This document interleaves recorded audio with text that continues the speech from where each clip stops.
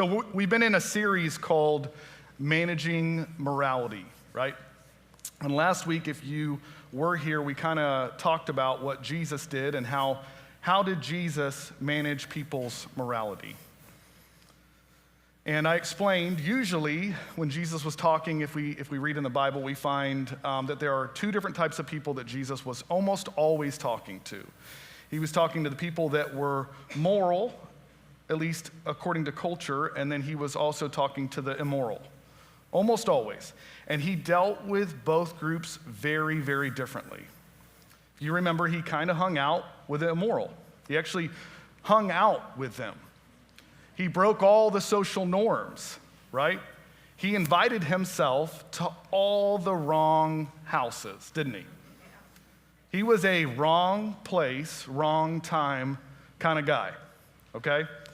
Now, I am also a wrong place, wrong time kind of guy, and I tried to kind of get away with that growing up, but it didn't work out very well for me, right? Like I usually thought I could get away with things, and I always ended up being wrong place, wrong time. I remember when I was young, I was in first grade, I think, and it was public school, and you would get a little report card at the end of each week, and it usually said, excellent, good, satisfactory, or unsatisfactory, okay? And you get the first letter of each word there, and I got a U, which is unsatisfactory one week. It's like my second week in, I already got a U. And so I was headed home. I thought, I can keep this away from my mom knowing. I ripped it up into little bitty shreds. I threw it into this little gutter on the way home, right? I mean, you guys know where the water goes into. I threw it into that, and I was positive, like, I'm good. I got home. My mom said, hey, where's that report card that you were supposed to give me that you get every week? And I said, she forgot to give it to me this week. And she said, she forgot to give it to you, huh? And I was like, yeah, she forgot to give it to me. My mom walks immediately outside, and I thought, whew, that was a close one, right? And I thought, I dodged that one.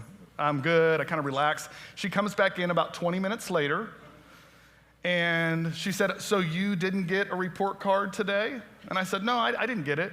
And then she said, pulls it behind her back, and she said, well, what was this? And she holds it out. She had taped each little piece together. It had a date, my name, the big U on the front. And I was like, that's weird. Where'd that come from? Right, exactly. I clearly was caught. I didn't learn very well in high school. My junior year, I was hanging out with some friends. Again, wrong place, wrong time, wrong group of people. And they said, hey, let's skip school. And I was like, well, you don't have to go to school today? Let's just do it. And they're like, my mom, I thought to myself, my mom will never know. So we lived in Melbourne. I drove over to Orlando. We drove all around downtown. We thought we were kind of slick. So then we were like, let's get back, try to get back in a decent time. We ended up heading towards Lakeland. We got all the way to Lakeland, which you guys know is the opposite direction than Melbourne. We realized, okay, we got to turn around. We actually made it back at a decent time. I was back in the area at 5. My mom calls me, and about 7 o'clock at night, I'm at my friend's house still, and she said, so, hey, how was school today? I was like, this is a weird question to ask me at 7 o'clock at night. I was like, oh, it was great, Mom. I did all the things where you learn and they teach, and it's just amazing, right? She goes, well, that's weird, because I got a phone call at 10:30 that was a recording saying that you were not at school today. And I said, well, that's weird. Why would they do that? I don't know. And clearly I was caught, and she said, well, I'll see you shortly when you get home. And so you can imagine how that went. But growing up, I never could get away with that. I always got caught, and I always knew when I was caught, both times.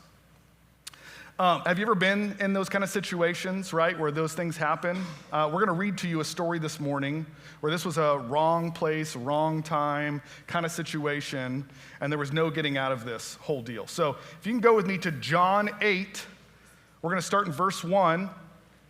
We're going to read out of the Passion Translation. It says, Jesus walked up to the Mount of Olives near the city where he spent the night. Then at dawn, Jesus appeared in the temple courts again, and soon all the people gathered around to listen to his words. So he sat down and taught them. Verse 3, it says, Then in the middle of his teaching, the religious scholars and the Pharisees broke through the crowd and brought a woman who had been caught in the act of committing adultery and made her stand in the middle of everyone. Then they said to Jesus, Teacher, we caught this woman in the very act of adultery. Verse 5, Doesn't Moses' law command us to stone to death a woman like this? Tell us what to do. Tell us, what do you say we should do with her? Verse 6, they were only testing Jesus because they hoped to trap him with his own words and accuse him of breaking the laws of Moses. But Jesus didn't answer them. Instead, he simply bent down and wrote in the dust with his finger. Angry, they kept insisting that he answer their questions, so Jesus stood up and looked at them and said, Let's have the man who has never had a sinful desire throw the first stone at her.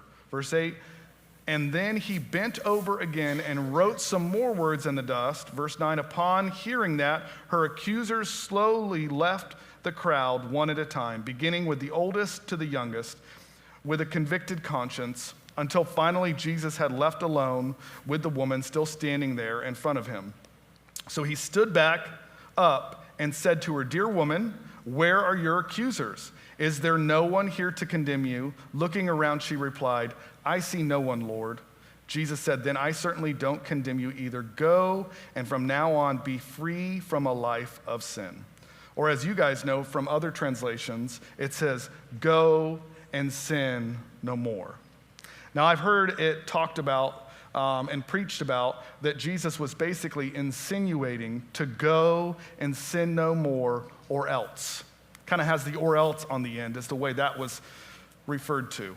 And some of you might say, aha, see, Matt, this part right here where Jesus is talking, he is telling her to stop sinning. Therefore, he wants us to live our lives without sinning. Therefore, he wants us to manage our own morality. That's what he wants. And look, I will agree. If you were to stop there at that part, like as if it was a period, there was no more after that, then I would say yes. If we stop at go and sin no more, it could seem that way. It could seem that that's what Jesus was insinuating. It would seem like a bit of a cliffhanger. But go and sin no more was never meant to be a cliffhanger. Go and sin no more is incomplete without the next verse, verse 12. It's a really good verse. Have I told you what verse 12 is yet? Good. Yeah, I'm not going to yet. Yeah, thank you. Don't you guys hate incomplete things? Like things that are incomplete, like projects or situations or words or movies. Sometimes there's movies that kind of leave you on a little bit of a cliffhanger or to be continued kind of thing. Back to the Future was one of those. You guys remember how Back to the Future had every single one? I'm still kind of waiting for maybe another one at some point, but I just am nervous that they're going to touch that and ruin those three that they did. Or Star Wars was like the best at cliffhangers where they made the first three and then people died. They never got to see the following ones. It's like it was so spread out apart, the different to be continueds, right? Have you ever thought about that? When I was a kid, it was like, oh, cool, there's going to be more. And then there was others that never got to see the rest. Fast and the Furious, it's kind of ridiculous. I mean, they can't even come up with any more ways to say Fast and the Furious. It's just done. It needs to be done furiously, right? How about quotes? Have you guys ever heard quotes where they didn't finish the quote? They say it out of context. They say it inappropriately, right? And I want to tell you, there are quotes that people say all the time that maybe we say all the time. I know that I say some of these, and they are incomplete. I want to give you guys a few of those quotes this morning. Can you guys hang in there with me and see? You can shout it out if you kind of know, but I want to see if you guys are good with these incomplete quotes at finishing them. All right, so the first one is, great minds think alike. Did you know that there's more to that? I did not know that. I thought that was it. Typically that happens when something good happens and you're like, hey, great minds think alike. The next part is, but fools rarely differ. There is a finishing to that. Yeah, see? The early bird gets the worm. I thought that was it, y'all. I was like, oh yeah, early bird. I heard it my whole life. But the second mouse gets the cheese. I did not know that was it. How about curiosity killed the cat? That's got to be, that's a saying. There can't be any more to that. But satisfaction brought it back. This is a good one. Rome wasn't built in a day. We hear that one all the time. But it burned in one. I can see why it would need to be finished. This one I did know. Jack of all trades, master of none. Though oftentimes better than a master of one. Carpe diem, I thought that, there's shirts. My wife's family grew up saying carpe diem. That's what they do, seize the day, right? Carpe diem is actually carpe diem quam minimum credula postero, which means seize the day and put very little trust in tomorrow, the future, right? Okay, this was a good one. I thought of all of us on this next one, okay? Winning isn't everything, right? You hear that for young people all the time when they lose football. It's like, winning isn't everything, right? The next one is, it's the only thing. All my achiever type people, you're like, that's how I think. Check it off the list. We're not going to lose this thing. You don't hear that. Nobody gets a trophy with that saying, right? Okay, ignorance is a bliss. It is folly to be wise. It is folly to be wise. Did you guys get all of those? Did anybody get all of those in here? Is anybody just a genius and we just need to learn from you? I'll trade spots with you if we need to. All right, I only knew one of those, so I just didn't know. And it is folly for me to not explain that whole scripture that we just went through. I want to go through and I want to retell this story about Jesus and this woman that had committed the act. Okay, so the story began, if you can picture this story, Jesus is with a crowd, right? And he's teaching the crowd. There's people here. They're cordial. They're listening. They're in the temple. And he's talking about all sorts of things. I actually don't even know what he was talking about, but he was teaching them. Okay, it's not recorded what he was teaching them. And if we go to verse 3 of John 8, it says, then in the middle of his teaching, the religious scholars and the Pharisees broke through the crowd and brought a woman who had been caught in the act of committing adultery and made her stand in the middle of everyone. Now, if you can picture, again, Jesus is teaching. It's a similar setting like this, but in a temple, okay, over there. And he's talking with these people, and these religious, hyper-religious, kind of frowny-faced people, okay? It says multiple of them, the Pharisees and the scribes, they brought this woman into where he was teaching at, which I have compassion for Jesus for dealing with that at that moment, right? And typically you think like, oh, they just probably brought him in. Like, this is a pretty disgusting scene to where in that culture, oftentimes when they would catch people doing those things, they would drag them in. So I'm picturing this woman, it might have been dragged in by her hair. We don't know. It doesn't talk about that. But they brought her in the middle of all of these people, right? And some say that she would have even maybe been partially naked at the time. That's how embarrassing that they had plotted and planned this whole situation to be. They wanted to embarrass Jesus and set him up. Okay, verse 4, it says, then they said to Jesus, teacher, we caught this woman in the very act of adultery. All right, so how I am is I'm a question asker, okay? Usually when I see something, I'm like, let me question some things. And when I read that verse, I thought, I got some questions about what that just said, okay? So the number one question I have is, how did they track this woman down, okay? She's committing the very act. Did they have a GPS on her? Was there an ankle bracelet? Was it an Apple tag? She didn't have a phone back then. What was the deal? How could you track this woman down and catch her in this specific moment, right? The second question I always have with this story is, where was the dude? Right? Where's the guy at? And I know I'm naive, okay? I know I'm kind of naive, but typically when this type of act happens, there are two parties. Couldn't we agree? I'm still trying to figure out all these things, but there are two parties, and what's so dumb about this is it shows how religiosity is. It shows how dumb religiosity is. That they would take this single person and put her in the middle and think that Jesus wasn't going to wonder where the other person was. And I've heard rumors, maybe the guy was in the back and he's still putting on his robe and he's like, yeah, that girl, get her. It's awful. Awful. But where was the guy? Where was the guy? Third question I have is, why did so many people need to be involved in this whole situation? Why were there so many? It says scribes and Pharisees brought her in. The religious scholars, right? The religious people, they all needed to be involved in this. Which brings me to my last question is, weren't they kind of all guilty for putting so much work into this scene? Like, this was a big scene, and they'd really thought it through, and they'd really plotted it out. But as humans, I think part of why is we love to watch people fail.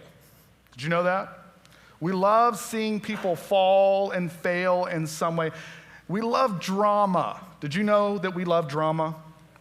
Like we do. I mean, there are shows that prove it. Have you guys ever seen any soap operas around?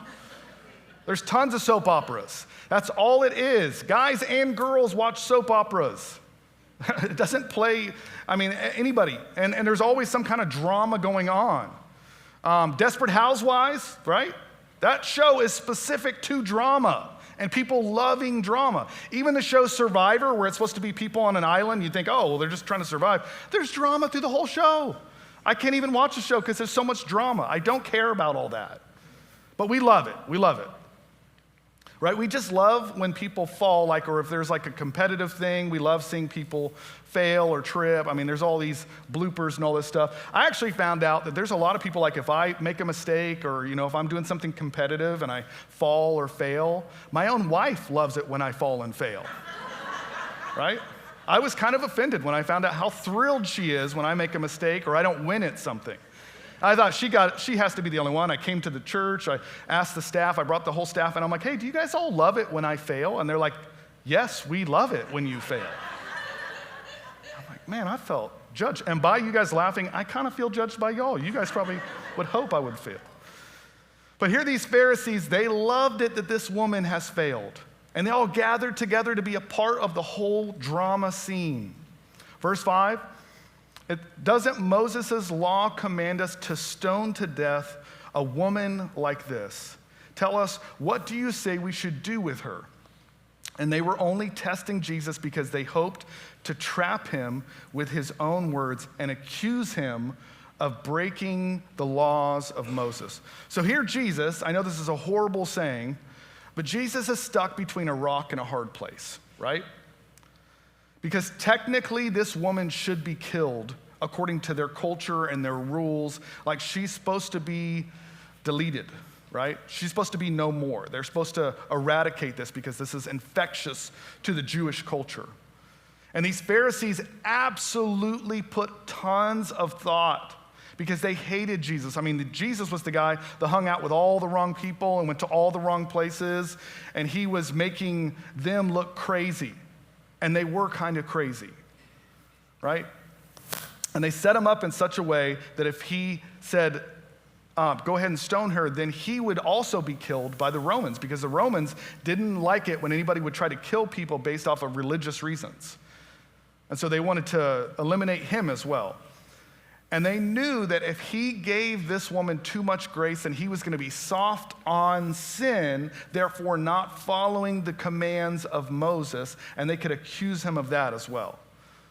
And I love what Jesus does. He gives the perfect response. This is classic Jesus, giving a perfect response to a very difficult situation.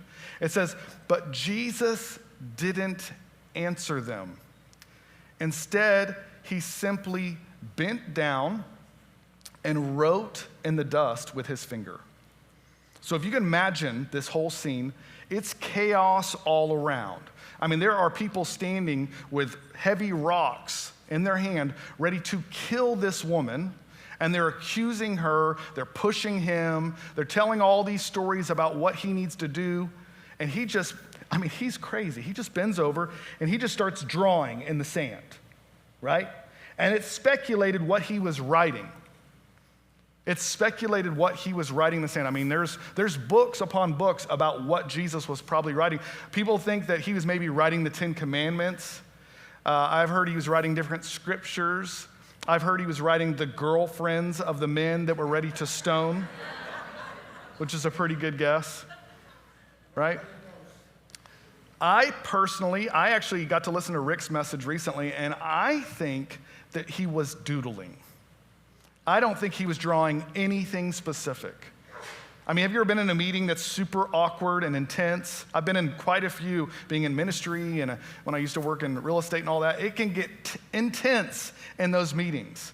And when I'm in a meeting, I know this is awful because I'm telling on myself, but when I'm in a meeting and there's craziness happening, I just tend to start drawing for some reason, right? I'm just like, I'm not even drawing about what they're talking about. And people are probably thinking, man, Matt is writing some things down that we got to talk about.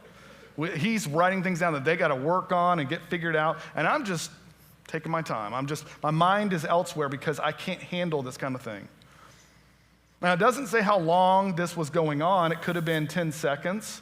It could have been 10 minutes. And have you ever got a nasty text from someone or a nasty phone call and you knew it was nasty and they left a phone call on your phone and you didn't respond to it right away? Has anybody ever done that? You're just like, I'm going to take my time on this whole situation. Like whatever that is, I don't have to respond to it. And it says Jesus didn't answer them. Instead, he simply bent down and wrote in the dust with his finger. So his response, in my opinion, was to pretend like he didn't hear. And nothing drives people more crazy when they're upset and you're like, huh? And that's what Jesus is doing in this moment. Maybe he was saying quietly, I don't know. Maybe he was saying quietly to the Father. Maybe he was kind of talking to him and just saying, man, this is a real dangerous situation, right? I'm a little nervous, God, about what's happening right now, but I'm supposed to go to the cross at some point, but this could be it, God. I don't know. I don't know what's about to happen. Verse 7, it says, angry, they kept insisting that he answer their question. And here's what I will tell you. People always want an immediate answer. Always in these kind of situations. People demand, especially religious people, they demand an answer. I think they demand an answer often because they're afraid. They're afraid of what the answer might be. Jesus, what do you think about sin? That's what they're initially asking. Like, what's your thoughts on that? Now, I meet with people fairly often, especially if you're new. I try to meet with people if I can, take them out for coffee, take them out for lunch or whatever. And it's always interesting to me, almost always when you're kind of new and I'm taking people out for coffee, I always get pretty much the same question, okay? People always want to know what I think about sin. And they'll maybe name a couple different ones, and they'll go through their little list, and they'll say, what do you think about this? And what do you think about this? And almost always it's sin. Almost always. And you'd think it would be like, hey, do you guys have like a good kids ministry at your church? Or like, what's the youth ministry like? You know, who's this Gabe guy, right? How long's the church been there for? What do you think about the worship team or this or that? Like, it could be anything. Why don't you guys collect tithe? You know, it would be amazing if it was those questions. How long has the church been there? How long have you been working at the church? All those kind of things. Those are just normal questions. But it always is about sin. Almost always. Right? Even to the point where I'll come back to the office, I'll say I met with so-and-so, and guess what they asked me? And everybody goes, sin. Because it's typical. And I don't always think I give the best answer. Almost always, I don't think I answer it in a way that they were hoping I would answer it. But here's what I'll tell you is Jesus also didn't answer these people in the way that they were hoping as well. It says, so Jesus stood up and he looked at them and said, let's have the man who has never had a sinful desire throw the first stone at her. Do you remember last week? I don't know if you guys remember last week, but I told you all that Jesus was always raising the bar for the morally aspiring that are here to give it their best shot. And then he was lowering the bar for people that could not live up to the standards that were out there, that they knew they had nothing to bring. And if you're wondering what that moment is, that is this moment right now. He's talking to the religious and he's talking to the woman who has nothing to bring. And he's saying, it's going to be really hard for you guys, and it's going to be really easy for you.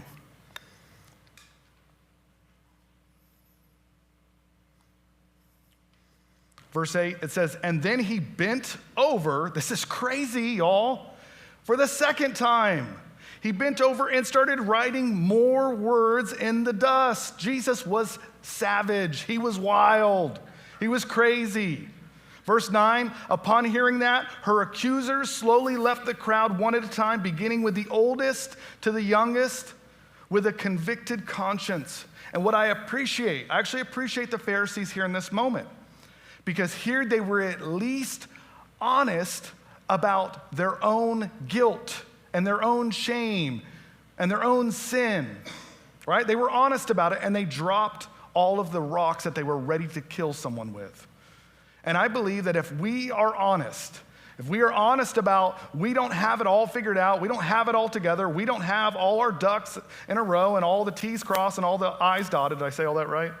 If we were honest about those things, then I promise you, we will drop anything, any accusation, any thought, man, I got it all together and I got it all figured out and I finally arrived and everybody needs to get to where I am. We will drop those things. Verse 10, it says, until finally Jesus was left alone with the woman still standing there in front of him. So he stood back up and said to her, dear woman, where are your accusers? Is there no one here to condemn you? Verse 11, it says, looking around, she replied, I see no one, Lord. So here she even changes it to addressing him as Lord. Jesus said, then I certainly don't condemn you either. Go, and from now on, be free from a life of sin, or go and sin no more. Now, I have a couple rhetorical questions for you, because we're back at this verse 11.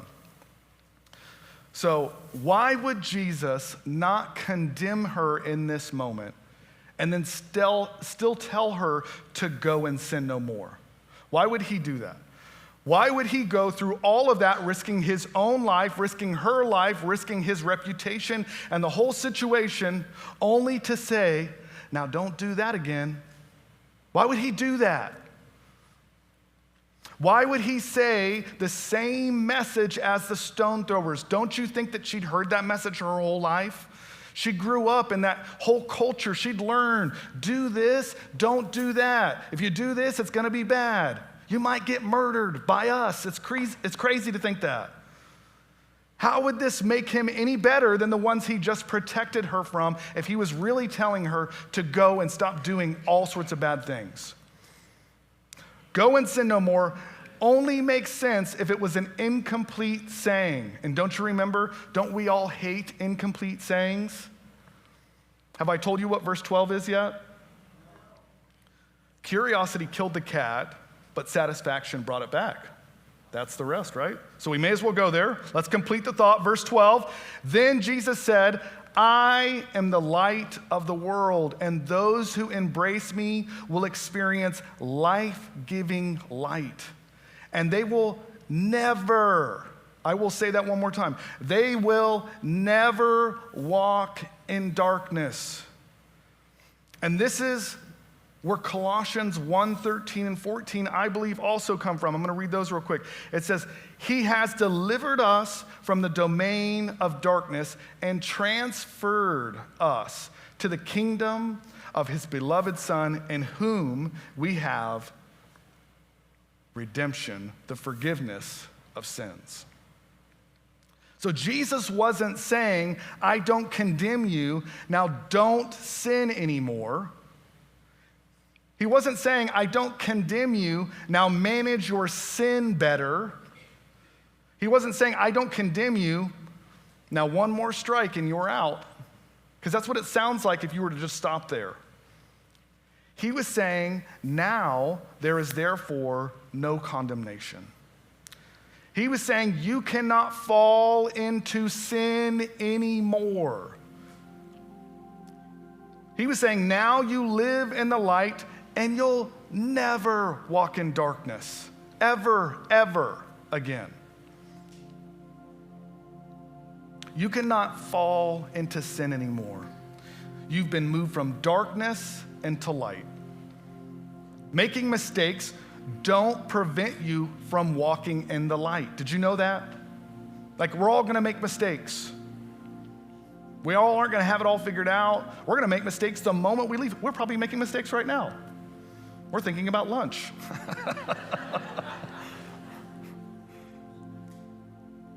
But they don't prevent you from walking in the light. Immorality doesn't separate, this is what Jesus was saying, immorality doesn't separate you from me.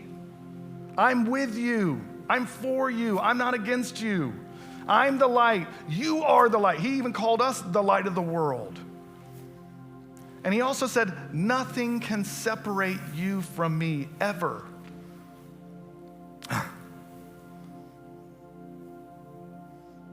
I don't know if this applies. I always get to this point and I'm like, I got the story. I don't know if it applies. You guys remember I told a little Disney story last week?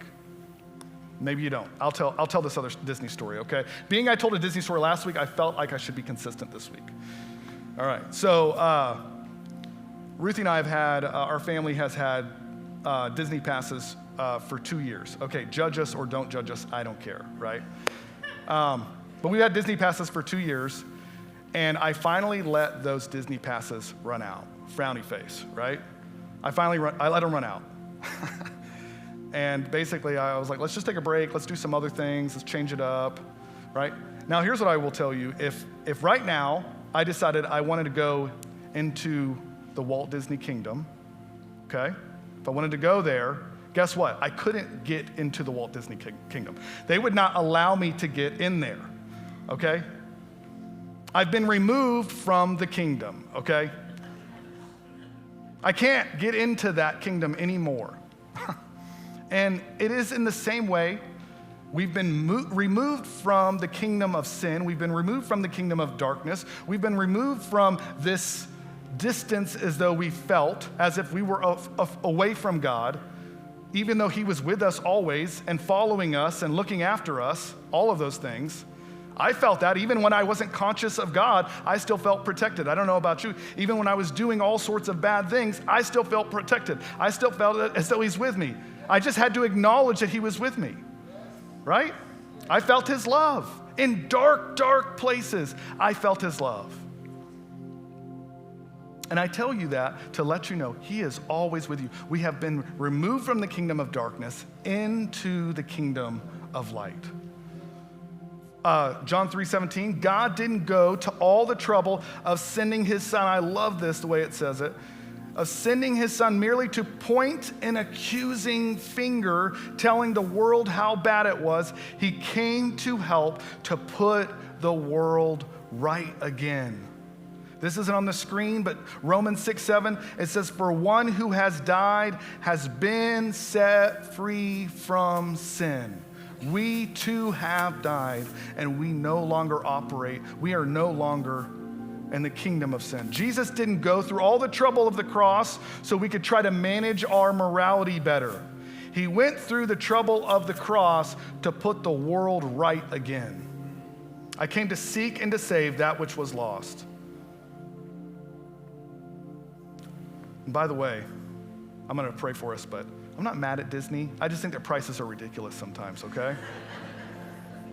Amen? Can I get an amen on that at least?